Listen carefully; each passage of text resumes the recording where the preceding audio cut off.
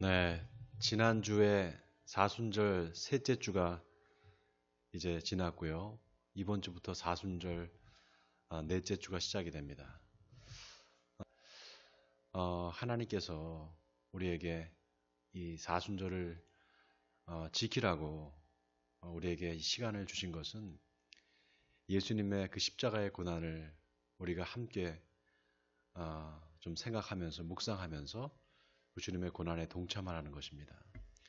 왜냐하면 예수님의 그 십자가의 죽음은 바로 나를 위한, 저와 여러분을 위한 십자가의 희생이었고, 또 그 십자가의 희생이 아니었다면 우리가 어떻게 구원을 받을 수 있었겠습니까? 모든 것이 주님의 그 십자가의 은혜가 아니면 우리가 이 자리에 서 있을 수도 없고, 또 예수님을 믿을 수도 없습니다.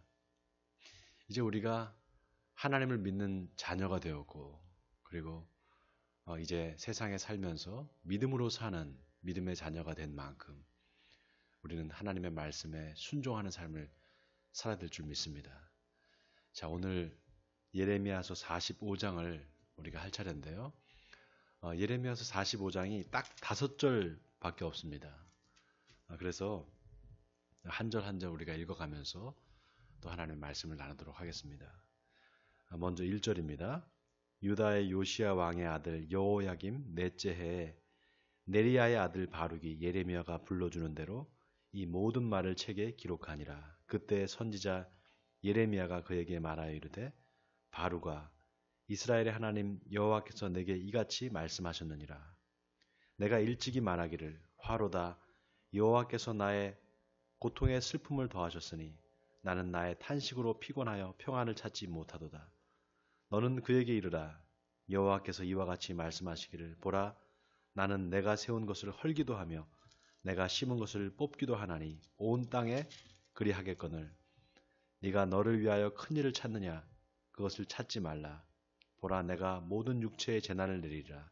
그러나 네가 가는 곳에서는 내가 너에게 내 생명을 노량물 주듯 하리라. 여호와의 말씀이니라.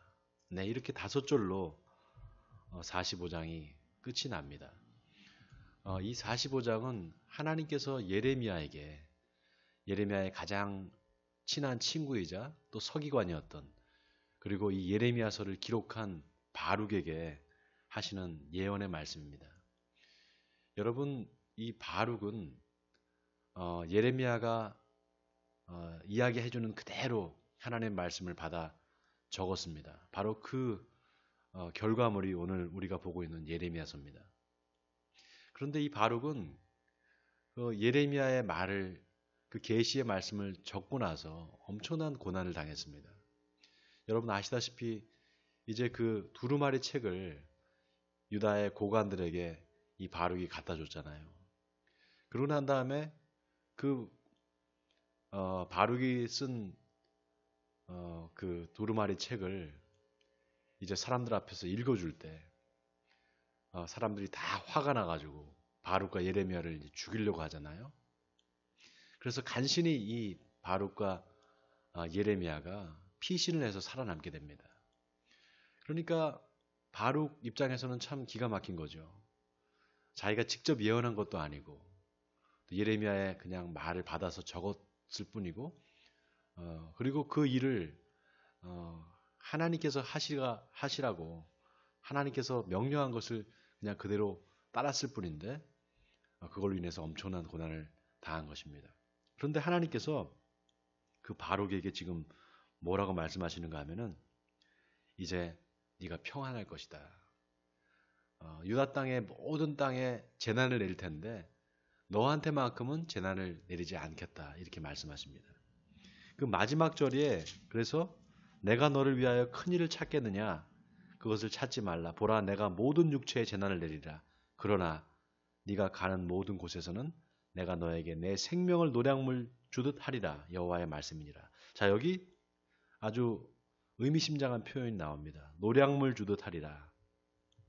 이 노량물이라는 건 여러분 아시다시피 전쟁에 나가서 전리품을 취하는 걸 그걸 노량물이라고 하잖아요.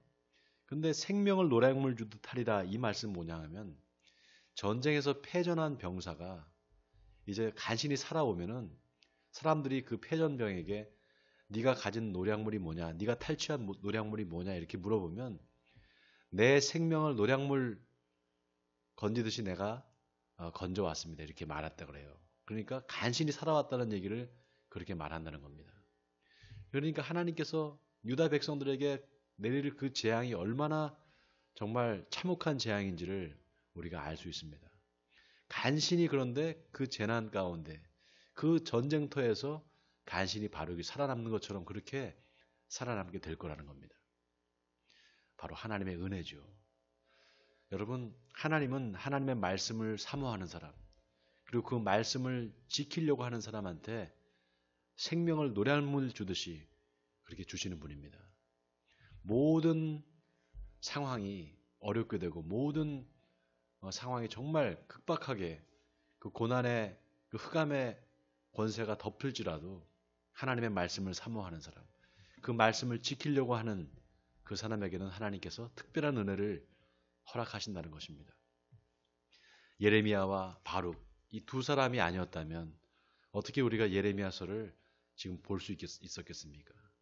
그들은 철저히 하나님의 말씀에 순종했고 그리고 하나님의 말씀을 지키려고 보존하려고 노력했습니다. 사랑하는 성도 여러분, 우리가 예수를 믿는다는 것 그리고 하나님을 믿는다는 것은 무엇입니까?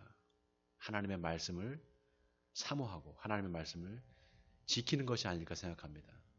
어떠한 어려운 환경이 있을지라도 하나님의 말씀을 끝까지 지키고 그 말씀에 순종하는 삶을 사는 사람, 그 사람은 어떤 환난이 와도 그 사람의 생명을 하나님께서 지켜줄 줄 믿습니다. 원하기는 오늘 이 사순절 넷째 주가 시작되는 월요일 아침에 하나님 앞에 기도하시는 여러분 되시기 바랍니다. 하나님, 이 엄청난 고난 가운데서도 이 코로나 사태로 인한 여러 가지 어려운 환경 가운데서도 하나님께서 우리를 지켜줄 줄 믿습니다. 그리고 내가 이 환경 가운데서도 이 고난 가운데서도 끝까지 하나님의 말씀을 지키겠습니다. 그래서 내가 남은 자가 되고 다시금 하나님께서 교회를 세우시고 또 이 나라를 다시 믿음에 세우실 때 제가 쓰임받는 사람이 되겠습니다. 이렇게 오늘 하나님 앞에 기도하고 오늘 하루도 하나님 말씀을 승리하신 여러분 되시기를 주님의 이름으로 간절히 축원드립니다. 우리 같이 기도하겠습니다. 하나님 아버지, 오늘 하나님께서 예레미야에게 바룩의 생명을 지켜주시겠다고 약속하시는 내용을 보았습니다. 바룩은 예레미야가 불러주는 모든 하나님의 계시의 말씀을 두루마리 책에 기록했습니다. 바로 그것이 예레미야서고 오늘 우리가 그 예레미야서를 읽고 있는 것입니다. 바룩의 헌신이 아니었다면 또 예레미야의 헌신이 아니었다면 어떻게 우리가 지금 이 하나님의 말씀을 읽을 수 있겠습니까? 하나님께서 저들의 생명을 지켜주시고 보호해 주셨기 때문에 가능한 일이었습니다. 아버지 하나님, 이 환난 가운데서도 우리가 하나님의 말씀을 지키려고 하고 그 말씀을 순종할 때 하나님께서 우리의 생명을 지켜주실 줄 믿습니다. 오늘 하루도 하나님 말씀에 순종함으로 주님께 영광을 돌리는 우리 에베네셀 교회 성도들이 다 되게 해주시옵소서. 이 모든 말씀을 주 예수 그리스도 이름으로 기도하옵나이다. 아멘.